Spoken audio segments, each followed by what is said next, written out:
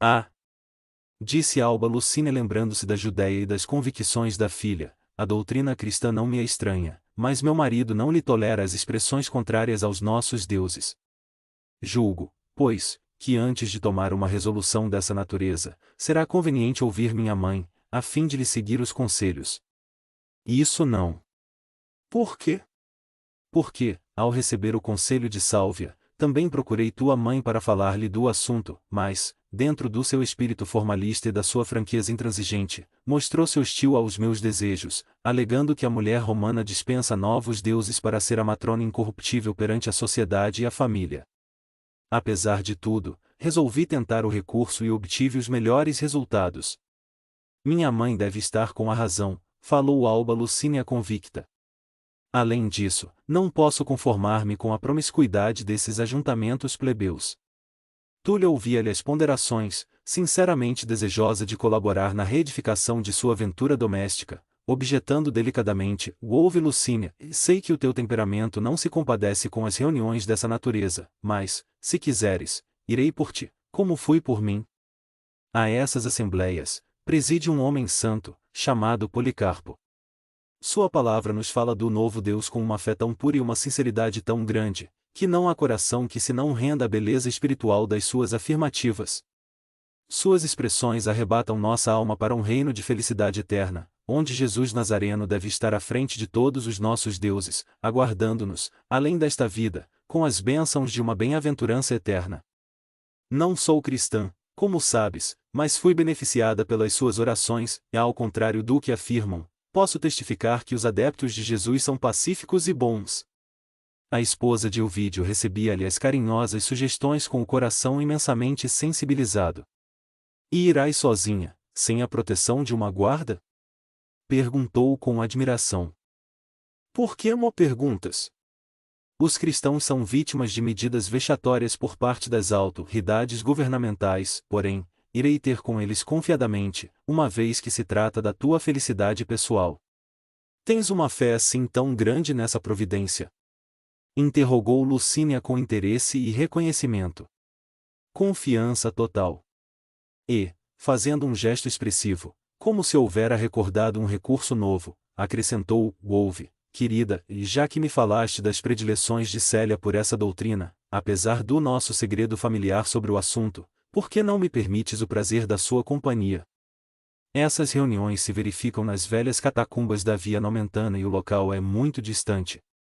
Tenho plena confiança no êxito dessas orações e bastará uma só vez para que a paz volte a felicitar tua casa e teu coração. Alba Lucínia sentia-se confortada com as promessas da amiga, considerando-lhe a fé profunda e contagiosa, na grata perspectiva da felicidade doméstica, e acrescentou: vou pensar e depois combinaremos. Mas, se necessitares de uma companhia, é a mim que compete acompanhar-te. Separaram-se, então, com um beijo afetuoso, enquanto o vulto esguio de Atéria se afastava a leste de uma ampla cortina oriental, depois de ouvir a singular entrevista. Dentro de uma sociedade como aquela, onde todas as classes, desde os primórdios, em virtude das influências etruscas, recorriam ao invisível e ao sobrenatural, nas mais diversas contingências da vida, Alba Lucínia passou a meditar na preciosa oportunidade sugerida pela amiga de infância. Embora encontrasse conforto na expectativa do empreendimento, passou o resto do dia entre a indecisão e o sofrimento moral.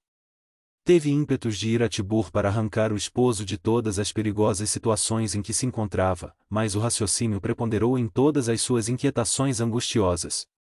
À noite, enquanto todos dormiam, dirigiu-se ao santuário doméstico e, prosternando-se junto ao altar de Juno, suplicou à deusa, entre lágrimas, que lhe amparasse o espírito nos caminhos ásperos do dever e da virtude. Na Via Nomentana. Uma semana depois do que vimos de narrar, vamos encontrar Cláudia Sabina, à noite, no terraço de sua casa, em Roma, palestrando com Atéria na mais franca intimidade. Então, Atéria, dizia a surdina, depois de longa exposição da cúmplice, meu esposo, assim, parece querer facilitar a realização de meus projetos. Nunca o supus capaz de apaixonar-se por alguém, fora do ambiente de suas armas. Entretanto, senhora, em cada gesto seu, em cada palavra, inferem-se perfeitamente os sentimentos que lhe vão na alma. Está bem, exclamou a antiga plebeia como se o assunto a enfadasse, meu marido não é o homem que me interessa. Tuas notícias de hoje significam que o acaso também coopera a meu favor. Além de tudo, lembrou Atéria, acentuando o caráter secreto daquelas revelações, Lucínia e Túlia combinaram solicitar uma bênção na reunião cristã, a fim de que Ovídio Lucius volte imediatamente de Tibur, a reintegrar-se na harmonia doméstica. Cláudia deixou escapar um riso nervoso, mas interrogou com avidez: sim? E como o soubeste? Há uma semana elas trocaram confidências e ontem, à noite, assentaram o plano, embora a patroa se encontre bastante abatida, acreditando eu que venham a realizá-lo nestes 4 dias. Convém estares vigilante para acompanhá-las, sem que o percebam, de modo a prosseguir e ciente dos acontecimentos. E, esboçando um gesto de malícia, sentenciou: e essas senhoras desconhecerão, porventura, os editos imperiais que visam a eliminação do cristianismo? Que descaso das leis! Enfim, contribuiremos também, de algum modo, para que as autoridades fixem esse novo foco doutrinário. Depois dos teus informes, falarei com Quinto Bíbulo a respeito. Atéria e Cláudia palestraram ainda algum tempo, examinando os detalhes de suas intenções criminosas e assentando os projetos nefandos e adequados ao caso. Pela manhã do dia imediato, uma liteira modesta saía do palácio do prefeito, conduzindo alguém que se ausentava de casa com a máxima discrição. Era Cláudia Sabina, que, em trajes muito simples, mandava seguir para a suburra. Após exaustivo trajeto, mandou que os escravos de confiança esperassem em local convencionado e internou-se, sozinha, por vielas ermas e pobres. Atingindo um quarteirão de casas humildes e pequeninas, parou subitamente como se desejasse certificar-se do local, fixou a pequena distância uma casa esverdeada, de feição característica, que a diferenciava de todas. A esposa de Lólio Úrbico esboçou um sorriso de satisfação e, estugando o passo, bateu à porta com visível interesse. Daí a momentos, uma mulher velhíssima e de maia atadura, cabelos desgrenhados e largos vincos a lhe enrugarem o rosto, veio atendê-la com expressão de curiosidade nos olhos empapuçados e pequeninos. Observando a visitante, que ostentava uma toga simples, mas rica, além da rede dourada a prender-lhe a cabeleira graciosa e abundante, a velha sorriu satisfeita, farejando a boa situação financeira da cliente que lhe buscava os serviços. É aqui, perguntou Cláudia com mal disfarçada modéstia, que reside Plotina, antiga pitonisa de Cumas? Sim, senhora, sou eu mesma, para vos servir. Entrai. Minha choupana honra-se com a vossa visita. A esposa do prefeito sentiu-se bem com a recepção bajuladora e fingida. Necessitando de sua cooperação, disse a visitante, penetrando o interior com desembaraço, vim procurá-la, em vista da recomendação de uma das minhas amigas de Tibur. Muito grata, minha senhora, espero corresponder à vossa confiança. Disseram-me que não precisaria expor o objeto de minha consulta. Será, de fato, assim? Perfeitamente, esclareceu Plotina com a sua voz enigmática, meus poderes ocultos dispensam qualquer explicação da vossa parte. Sentando-se num velho divã, Sabina reparou que a feiticeira buscará uma trípode e colocará junto da mesma numerosos amuletos, nos quais se batia a mortiça claridade de pequena tocha, acesa para atender às necessidades do momento. Em seguida, depois de atitude contemplativa e descansada, Plotina deixou pender a cabeça entre as mãos, ostentando uma palidez cadavérica, como se a sua vidência misteriosa estivesse a devassar as mais sinistras miragens nos planos invisíveis. Cláudia Sabina seguia-lhe os mínimos movimentos com singular interesse, entre o temor e a surpresa do desconhecido, mas, dentro em pouco, a fisionomia da intermediária entre o mundo e as forças do plano invisível normalizava-se, atenuando-se-lhe as contrações nervosas do rosto e extinguindo-se as expressões de profundo cansaço, que lhe escapavam dos lábios entumecidos. De semblante sereno e curioso, como se a alma houvera regressado de misteriosas paragens com as mais vastas revelações, tomou as mãos aristocráticas de Cláudia, exclamando em tom discreto: e disseram-me as vozes que há mais a um homem, preso a outra mulher pelos laços mais santos desta vida. Por que não evitar a tempo uma tempestade de amarguras que recairá, mais tarde, sobre o vosso próprio destino? Viestes até aqui em busca de um conselho que vos oriente as pretensões, mas seria melhor abandonardes todos os projetos que tendes em mente.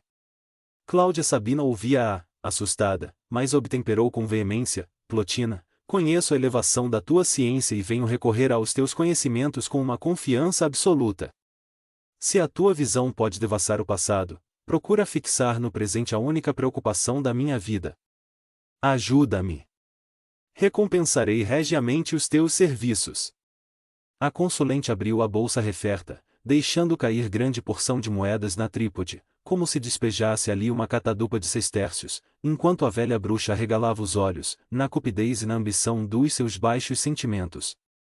Senhora, disse ela desejosa de alcançar os proventos de tão grandes recursos financeiros, já vos dei o primeiro conselho, que é o da sabedoria que me assiste, mas também sou humana e quero corresponder à vossa generosidade. Conheço os projetos que vos animam e procurarei auxiliar-vos, a fim de que possais levá-los a bom termo. Cumpre-me, porém, esclarecer que a vossa rival está assistida por uma figura angélica, embora eu não possa saber se essa criatura vive na terra ou no céu. No meu poder oculto, vi a mulher que odiais nimbada pela aura intensa de um anjo, junto dela.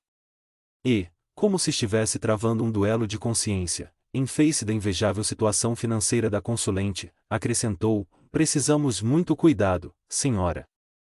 Essa criatura celeste pode defender a vossa rival de todos os sofrimentos estranhos ao seu destino e mais. Como pode ser isso? Perguntou Cláudia Sabina profundamente impressionada. Não terá filhos a vossa rival e, entre eles, não existirá algum de coração puro e piedoso? Sim, exclamou a interpelada algo contrafeita, embora não saiba se alguma de suas filhas se encontra em tais condições. Entretanto, não venho aqui para cuidar desse assunto e sim do meu próprio interesse passional. Por que me falas, pois, dessa defesa angélica incompreensível para mim? Senhora, hei de ajudar-vos com todas as minhas forças, pois tenho necessidade de dinheiro para atender a necessidades numerosas e prementes, mas devo afiançar-vos que correremos o risco de perder nosso esforço, porque um anjo de Deus pode aparar os golpes do mal, visto não existir o sofrimento qual o entendemos, para os seus corações purificados. Enquanto a inquietação e a dor podem arrastar as almas vulgares ao torvelinho das paixões e padecimentos do mundo, o Espírito que se redimiu realizou em si a edificação da fé, que o liga a Deus Todo-Poderoso. Para esses corações imaculados, senhora, a terra não pode engendrar o tormento ou o desespero. Cláudia escutava-lhe as ponderações, eminentemente impressionada, mas, observou com o seu espírito expedito: Plotina, eu prefiro não acreditar nessa defesa, aceitando a cooperação dos teus poderes ocultos, plenamente confiada no êxito de minhas pretensões.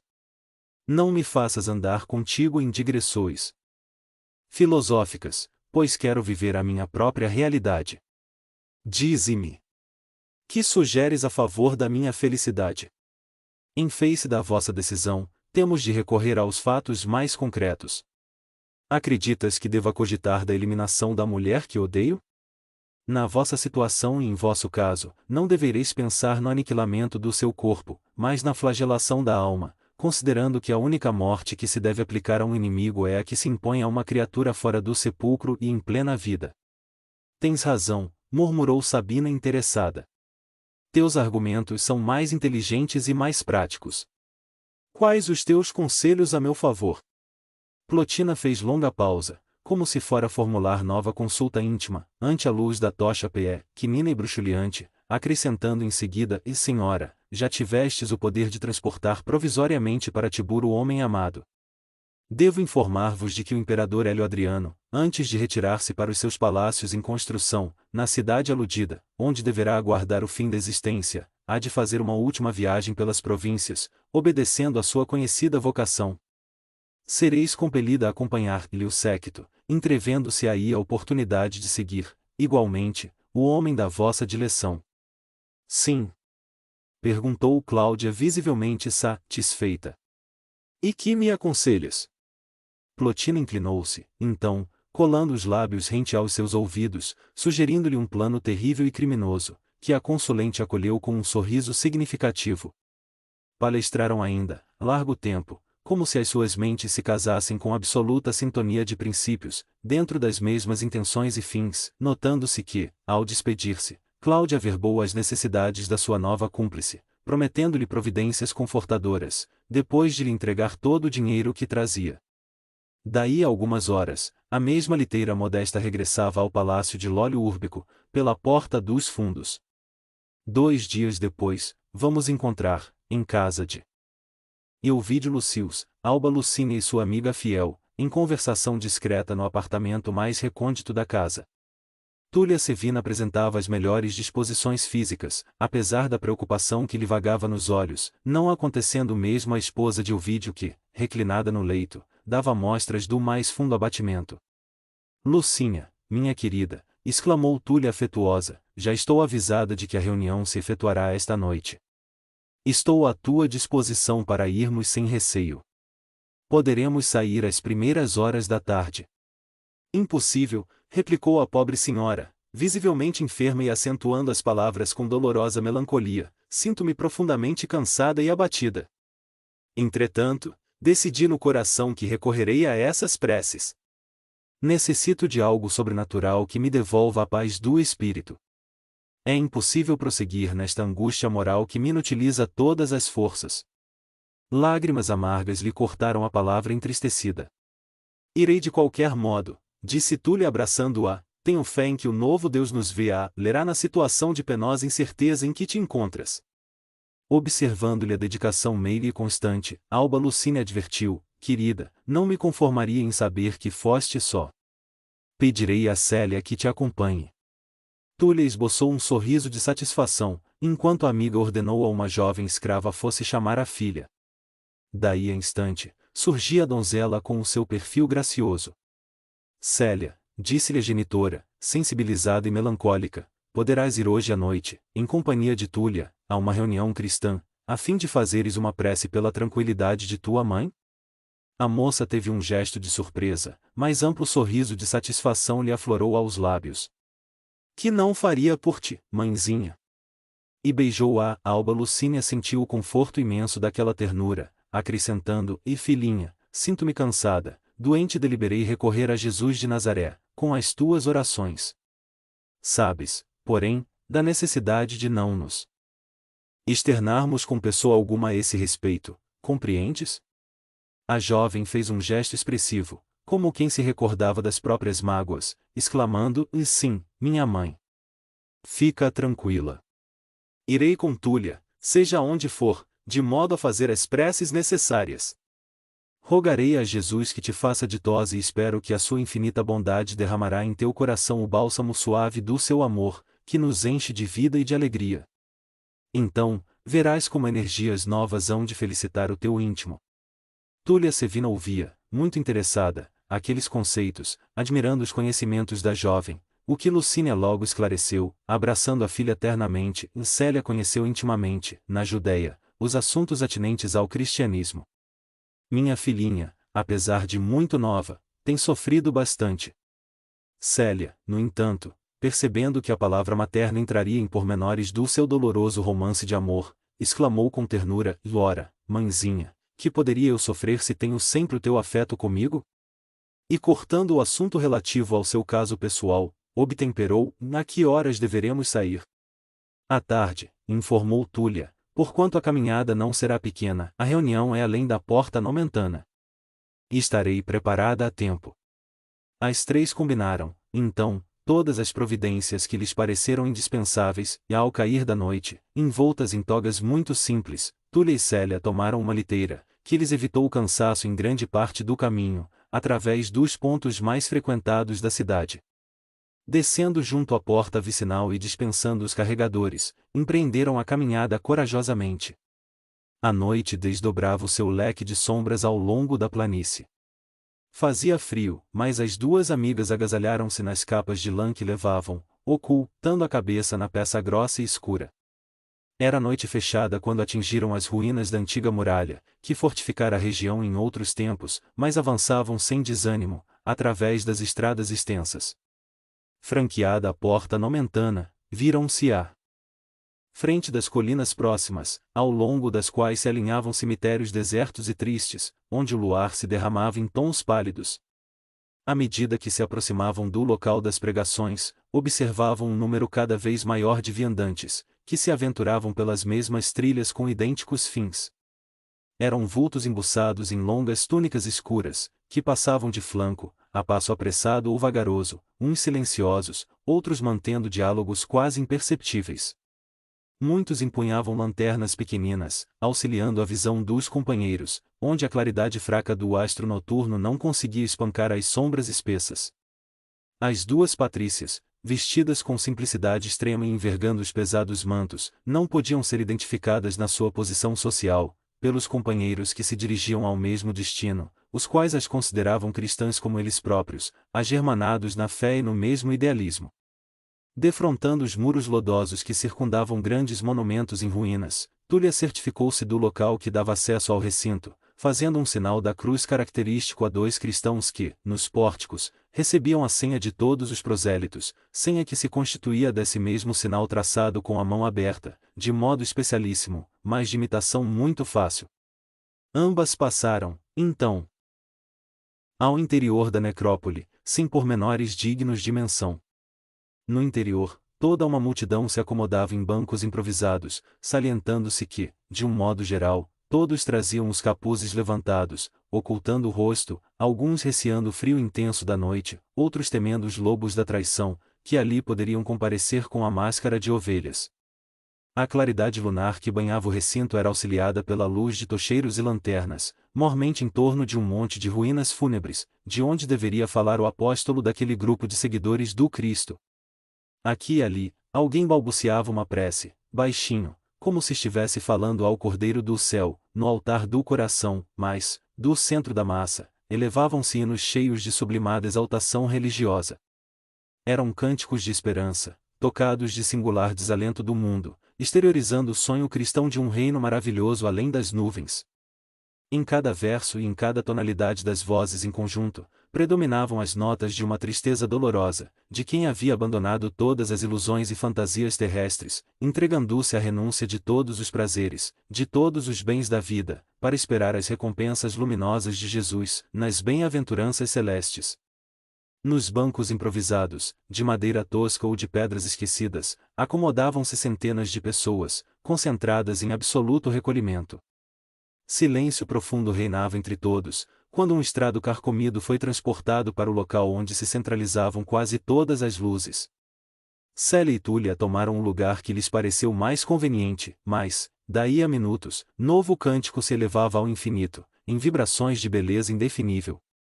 Era o hino de agradecimento ao Senhor pela sua misericórdia inesgotável. Cada estrofe falava dos exemplos e martírios de Jesus, com sentimento repassado da mais alta inspiração.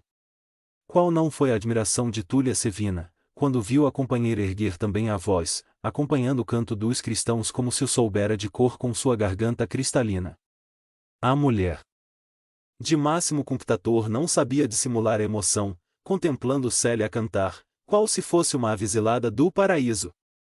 Seus olhos calmos estavam fixos no firmamento, onde parecia divisar o país da sua bem-aventurança, entre as estrelas que lucelavam no alto, como sorrisos carinhosos da noite, e aqueles versos, inspirados na música que lhes era peculiar, escapavam-se dos seus lábios com tal riqueza melódica, que a amiga se comoveu até as lágrimas, sentindo-se transportada a uma região divina. Sim, Célia conhecia aquele cântico que lhe enchia o coração de brandas reminiscências. Ciro lhe havia ensinado sob as árvores frondosas da Palestina, para que a sua alma soubesse interpretar o reconhecimento a Deus, nas horas de alegria. Naquele instante, em comunhão com todos aqueles espíritos que vibravam também a sua fé, ela sentia-se distante da terra, como se a alma fosse tocada de um júbilo divino. Fazendo-se silêncio novamente, um homem do povo, de nome Sérgio Ostílio, assomou à tribuna improvisada, exclamando, comovido, após abrir um rolo de pergaminhos: e meus irmãos, estudaremos ainda hoje os ensinamentos do Mestre, nos capítulos de Mateus, versando a lição desta noite, naqueles que são os verdadeiros irmãos do Messias. E, desenrolando a folha que o tempo desbotara, Sérgio Ostílio leu pausadamente, estando Jesus a pregar ainda para a multidão, sua mãe e seus irmãos de fé, do lado de fora, procuravam falar-lhe. Então alguém lhe observou: tua mãe e teus irmãos encontram-se aí fora, procurando-te. Respondendo a quem o advertira, disse o mestre: quem é minha mãe e quem são os meus irmãos? E, estendendo a mão para todos os seus discípulos e seguidores, exclamou: eis aqui minha mãe e meus irmãos, porquanto, quem quer que faça a vontade de meu Pai que está nos céus, esse é meu irmão, minha irmã e minha mãe. Terminada a leitura evangélica, o mesmo companheiro de crença, que ocupava a tribuna, falou. Sensibilizado, e meus amigos, falta-me o dom da eloquência para ministrar o ensinamento, convido, pois, a algum dos nossos irmãos presentes para que desenvolva os precisos comentários desta noite. Todos os olhares, inclusive o de Túlia Sevina, se alongaram, ansiosos, buscando a venerável figura de Policarpo, o abnegado apóstolo de todas as reuniões. Túlia Sevina verificava sua ausência com grande desapontamento, em vista da fé nas suas orações e nas suas palavras sábias e benevolentes, mas Sérgio Ostílio explicou com a voz tocada de amargura: irmãos, vossos olhos procuram Policarpo, ansiosamente, mas, antes de vos fornecer notícias dele, elevemos o coração até aquele que não desdenhou o ultraje e o sacrifício.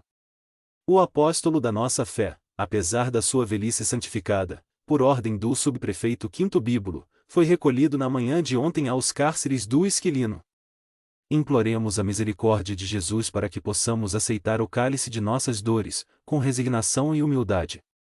Muitas mulheres começaram a chorar a ausência daquele grande varão, a quem amavam como pai, e, depois de alguns minutos, em que ninguém se abalançou a substituir-lhe o ensinamento sábio e amoroso, um homem da plebe caminhou até a tribuna e descobriu-se, fazendo o sinal da cruz, tomado de fervorosa religiosidade. A claridade das tochas iluminou-lhe os traços fisionômicos, ao mesmo tempo que Célia e a companheira lhe identificaram um semblante humilde e decidido. Aquele homem era Nestório, o liberto de Ovídio, que, embora auxiliando o censor Fábio Cornélio no próprio gabinete da prefeitura dos pretorianos, não se envergonhava de dar ao público testemunho da sua fé. A pregação do Evangelho. Saudado pelo olhar ansioso e confiante de todos, Nestório começou a falar, com a sua sinceridade comovida: irmãos, sinto que a minha indigência espiritual não pode substituir o coração de Policarpo nesta tribuna, mas o fogo sagrado da fé precisa manter-se nas almas. Assumindo a responsabilidade da palavra, esta noite, recordo a minha infância para vos dizer que vi João, o apóstolo do Senhor, que, por longos anos, iluminou a igreja de Éfeso. O grande evangelista, nos seus arroubos de fé, falava-nos do céu e de suas visões consoladoras.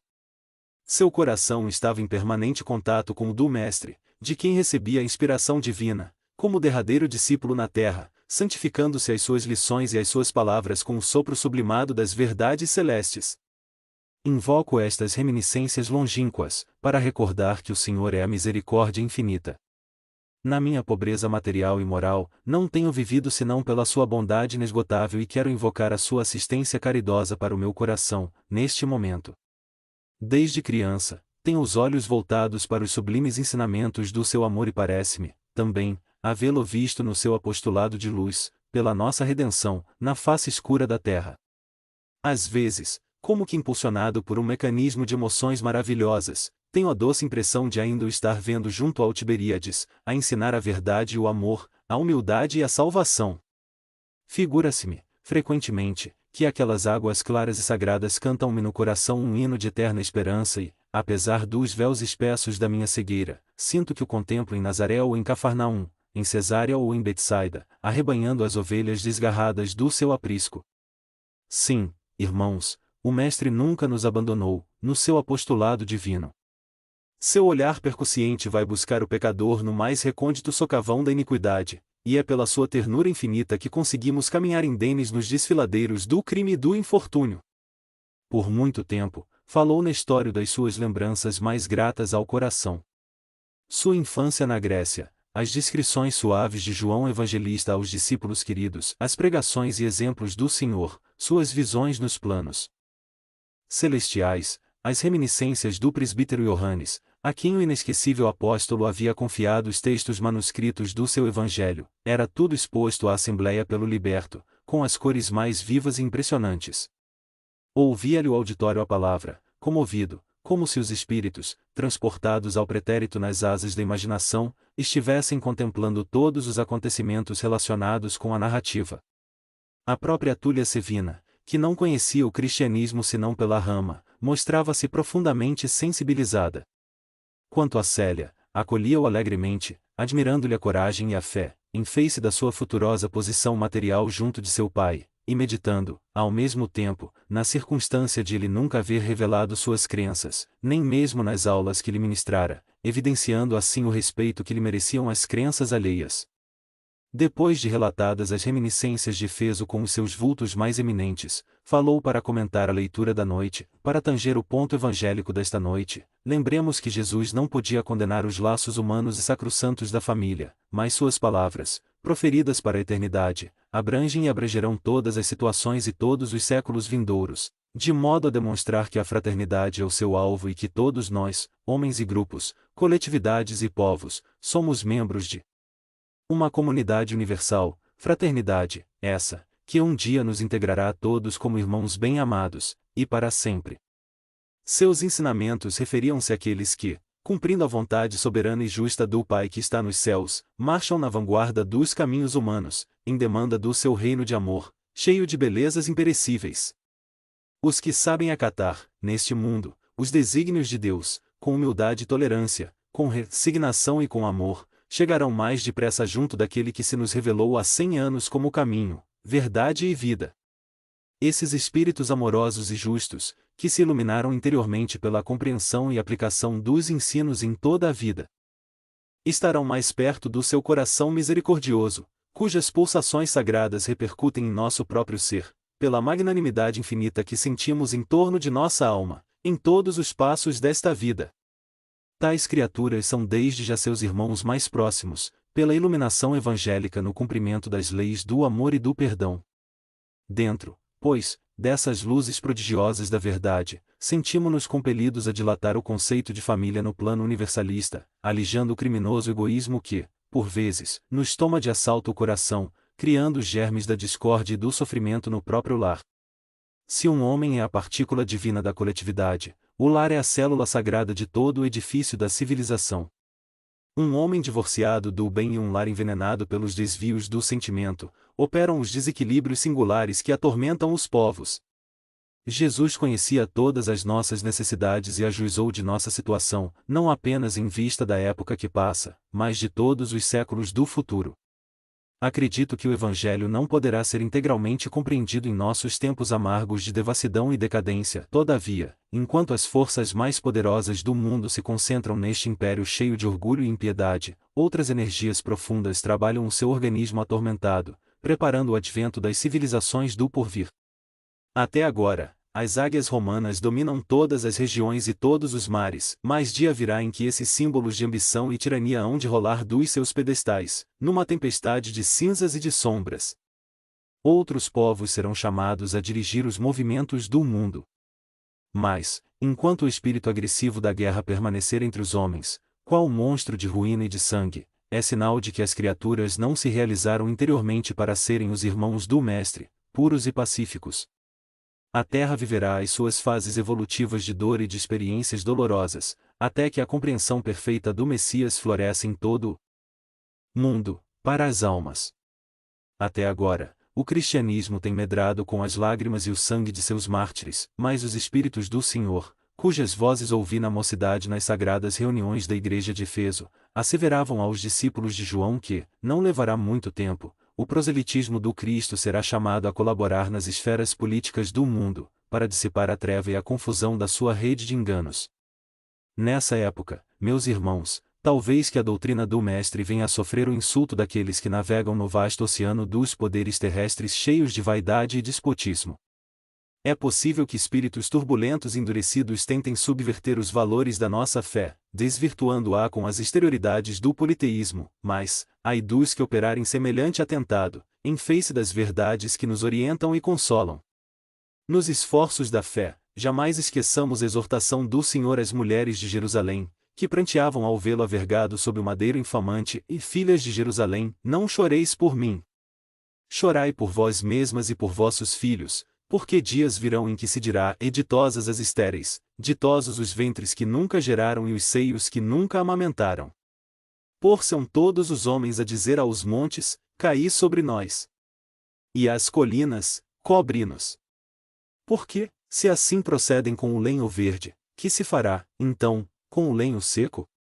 Ai de quantos abusarem em nome daquele que nos assiste do céu e conhece nossos mais recônditos pensamentos, pois, mais tarde, conforme o prometeu, a luz do alto se derramará sobre toda a carne e a voz dos céus será ouvida na terra, através dos mais doces ensinamentos e das mais elevadas profecias. Se falharem os homens, hão de vir até nós os exércitos de seus anjos, atestando a sua misericórdia. E que, meus irmãos, o reino de Jesus deve ser fundado sobre os corações, sobre as almas, e não poderá conciliar-se nunca, neste mundo, com qualquer expressão política de egoísmo humano ou de doutrinas de violência, que estruturam os estados da terra.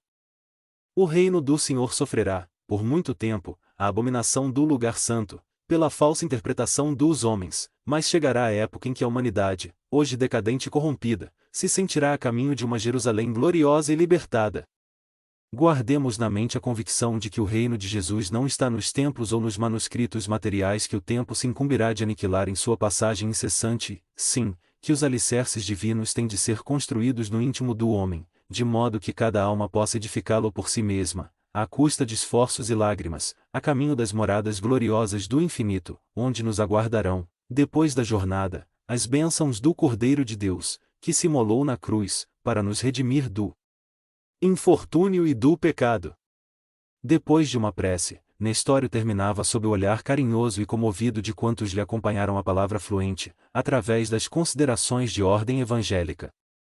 Alguns assistentes choravam, sensibilizados, casando as impressões do orador com as suas próprias. Nessas assembleias primitivas, quando o messianismo doutrinário estava saturado de ensinamentos puros e simples, o expositor da Boa Nova era obrigado a elucidar os pontos evangélicos em relação com a vida prática de alguém que estivesse em dúvida. Assim foi que, após a elocução, numerosos confrades se acercaram do prolator, solicitando-lhe opinião fraterna e simples. Meu amigo, perguntava um dos estudiosos presentes, como explicar a diferença sensível entre os evangelhos de Mateus e de João, ou entre as narrações de Lucas e as epístolas de Paulo? Não foram todos apóstolos do ensinamento cristão inspirados do Espírito Santo? Sim, esclareceu o interpelado, mas convenhamos que a cada trabalhador concedeu Jesus uma tarefa. Se Lucas e Mateus nos mostraram o pastor de Israel encaminhando as ovelhas tresmalhadas ao aprisco da verdade e da vida, Paulo e João nos revelaram o Cristo divino, Filho do Deus vivo, na sua sublimada missão universalista, a redimir o mundo. Nestório, obtemperava outro, pouco zeloso da paz interior pela meditação e pelo estudo, que será de mim, vitimado pelas intrigas e calúnias dos vizinhos? Quero aprender e progredir na fé, mas a provocação da maledicência não mo permite. E, acaso poderás ir a Jesus, deixando-te encarcerar pelas opiniões do mundo?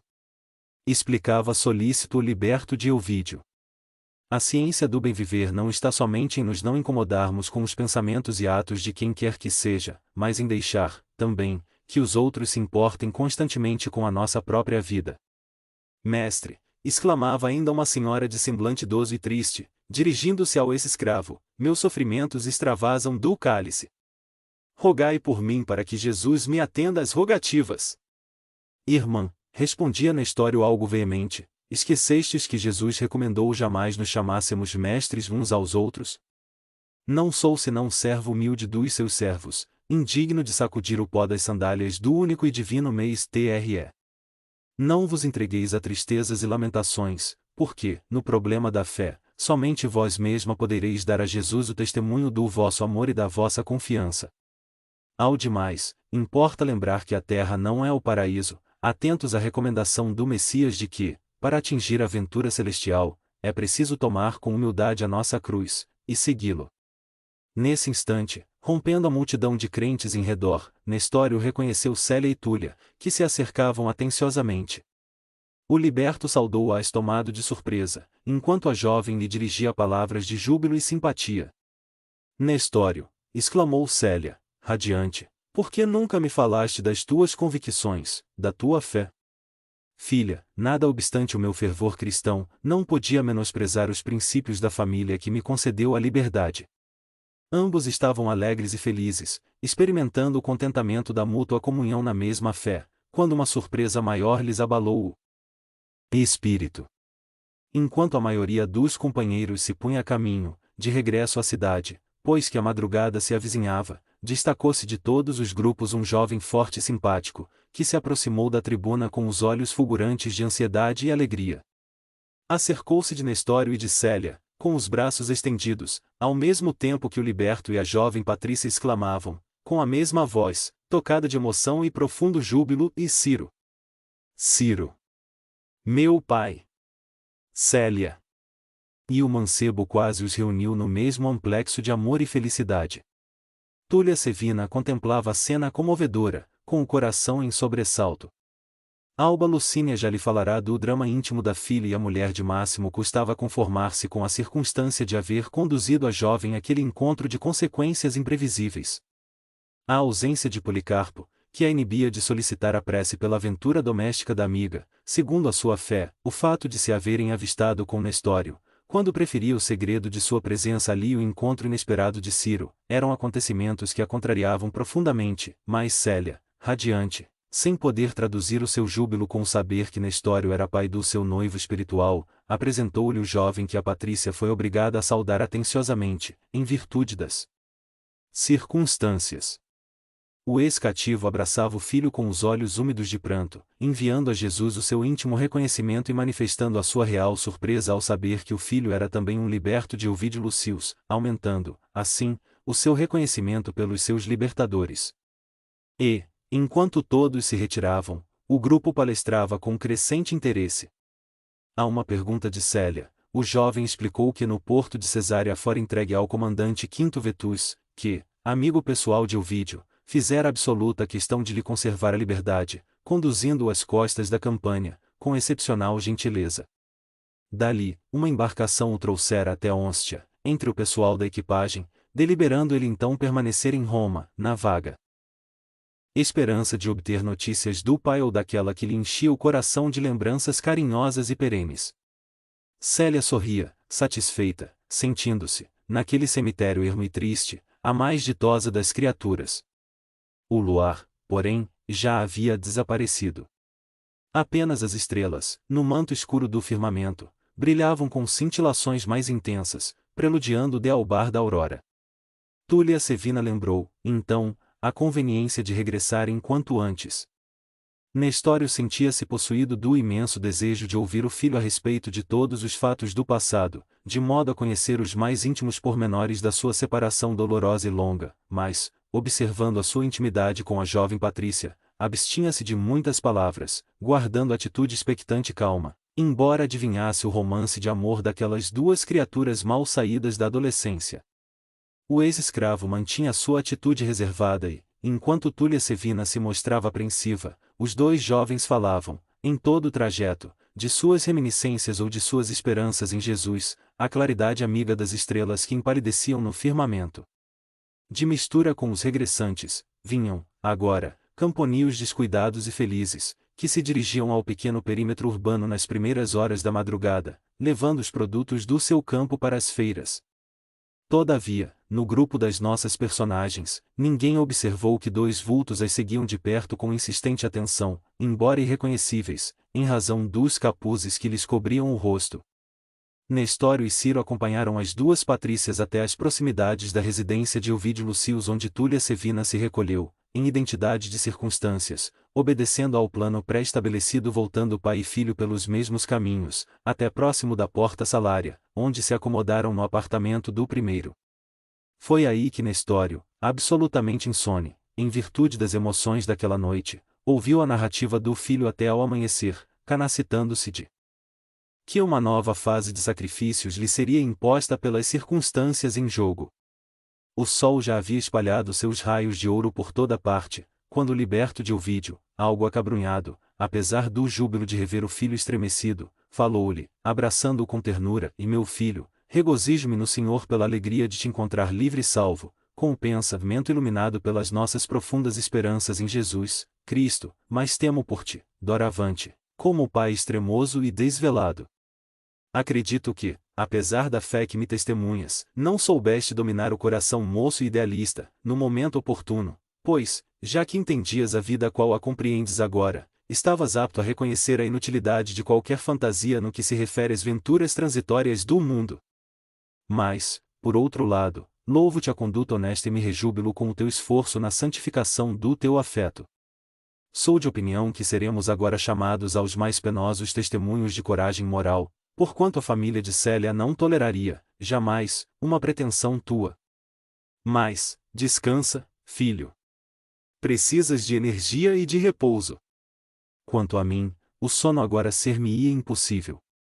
Aproveitarei o tempo para ir ao Labro, onde me guiarei por tuas informações, a fim de transportar para aqui os objetos que te pertencem e, ao mesmo tempo, avisarei o censor Fábio Cornélio da impossibilidade de trabalhar hoje. E, acentuando as palavras com um sorriso de satisfação, rematava, doravante, estaremos sempre juntos para a mesma tarefa e aqui permaneceremos até quando Jesus nolo permita. Ciro, em resposta, beijou-lhe as mãos comovidamente.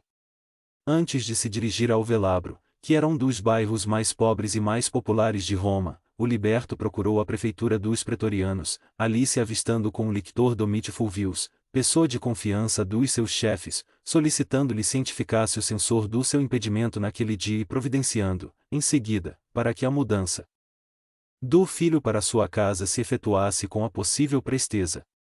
Sentia o coração apreensivo e amargurado em face dos acontecimentos, todavia, colocava a fé acima de tudo, rogando a Jesus lhe concedesse a inspiração devida, para o aclaramento de todos os problemas.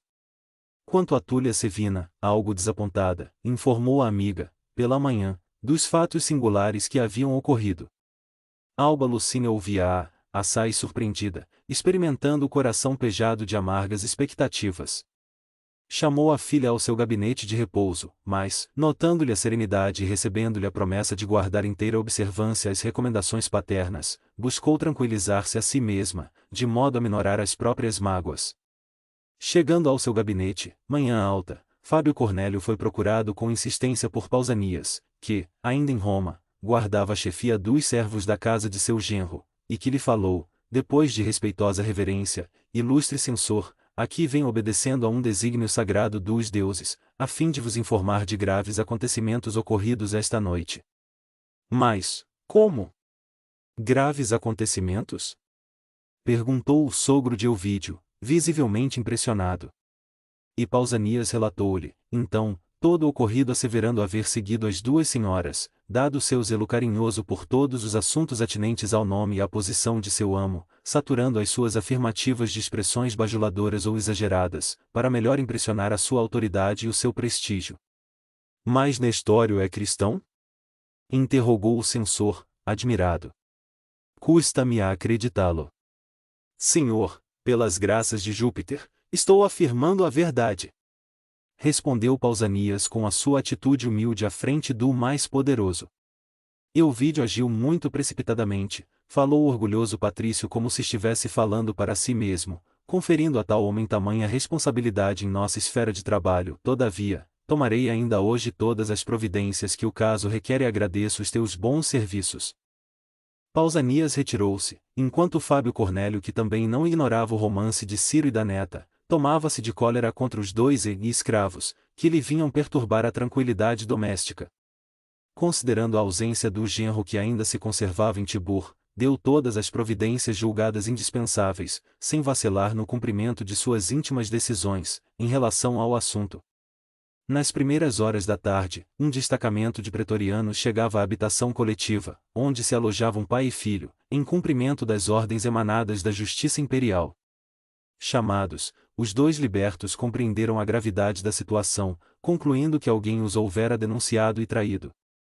Abraçaram-se em prece mútua, como se desejassem renovar os protestos de confiança e de fé na providência divina, prometendo-se um ao outro o máximo de coragem e resignação nos transes angustiosos que entreviam à frente. Junto dos soldados, perguntou Nestório, com serenidade, ao lictor que o chefiava: que me queres, Pomponio? Nestório, retrucou o chefe do destacamento, seu conhecido pessoal e seu amigo: venho da parte do censor Fábio Cornélio, que ordenou tua prisão, bem como a de teu filho, recomendando-nos o máximo cuidado para que não fugissem. Em seguida, mostrou-lhes a ordem manuscrita, desenrolando o pergaminho, ao que o liberto retrucou: porventura chegaste a supor que te resistiríamos? Guarda a ordem e não te preocupes com a espada, pois a melhor arma não é a de quem ordena, mas de quem sabe obedecer. Isso posto, os prisioneiros se colocaram à frente dos soldados, em direção à prefeitura, onde o censor fazia questão de interrogar, a sós, o ex-auxiliar do seu cargo. Separado de Ciro, recolhido a uma antessala sob a vigilância dos pretorianos, foi Nestório conduzido a um compartimento amplo, onde, minutos após, chegava o velho romano, evidenciando no olhar a cólera dos seus brios ofendidos. Nestório, exclamou rudemente, fui informado de graves ocorrências verificadas esta noite. Não posso compreender a situação sem te ouvir de perto, de maneira a inutilizares, negativamente, as denúncias trazidas à minha autoridade. Interrogai, senhor, disse o ex-cativo com respeitosa tranquilidade, e vos responderei com a sinceridade do meu caráter. És cristão? Perguntou o censor com profundo interesse. Sim, pela graça de Deus. Que absurdo! Revidou Fábio Cornélio escandalizado. E por que nos enganaste dessa forma? Consideras razoável zombar da consideração que nos é dispensada? É assim que retribuis a estima e confiança a ti dispensadas?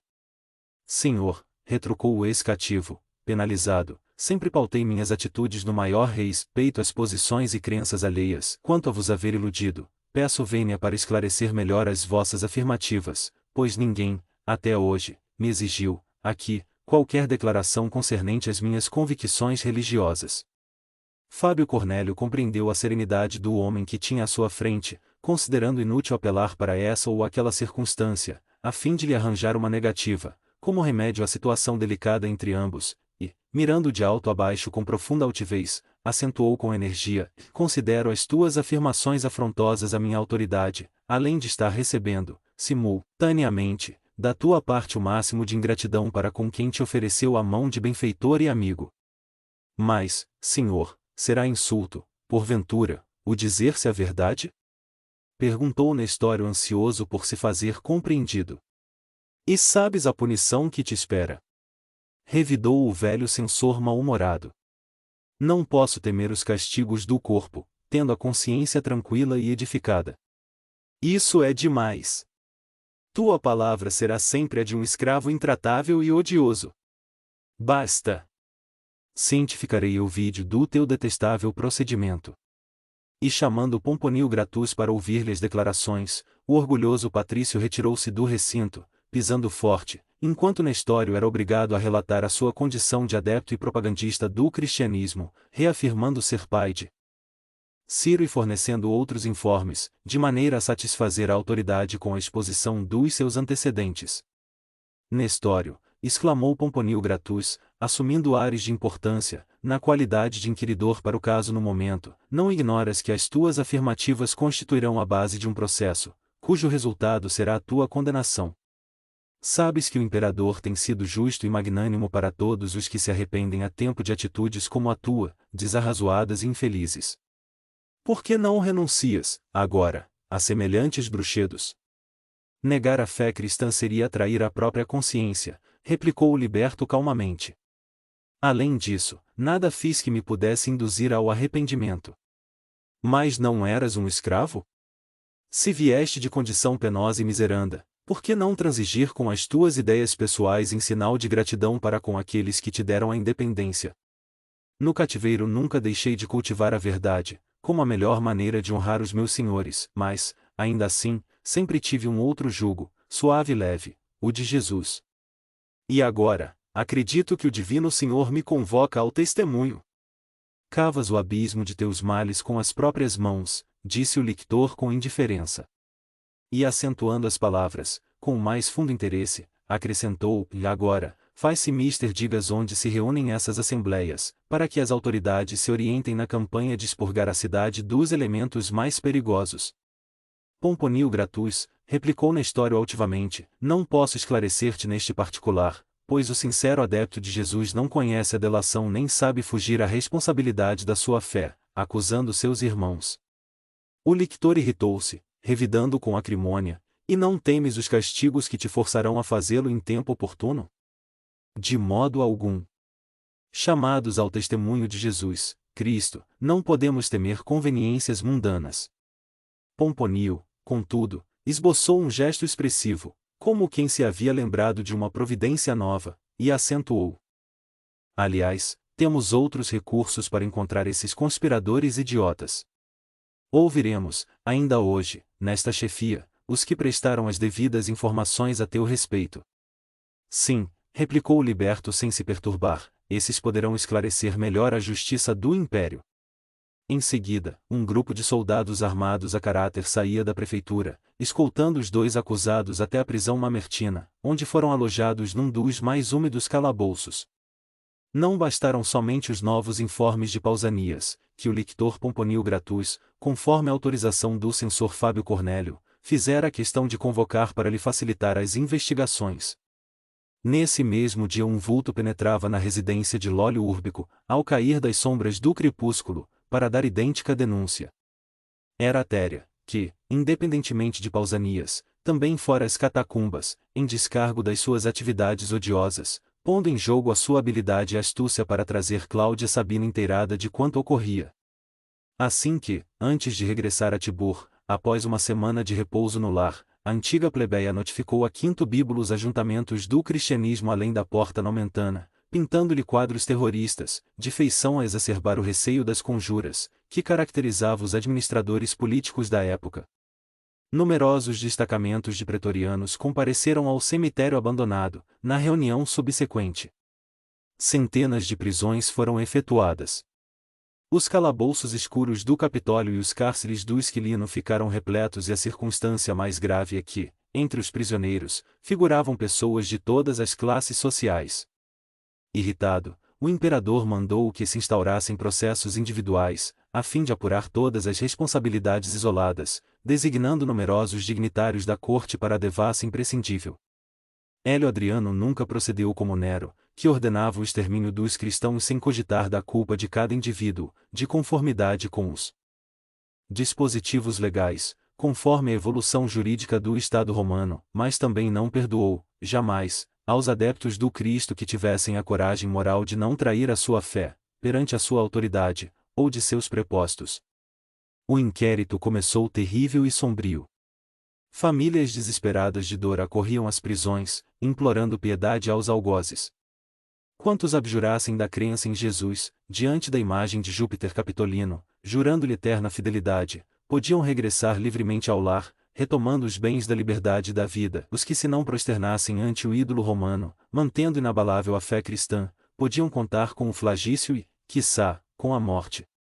Entre mais de 300 de criaturas, apenas 35 reafirmaram a sua fé em Jesus Cristo, com sinceridade e fervor irredutíveis. Para essas, as portas do cárcere se fecharam, sem piedade e sem esperança.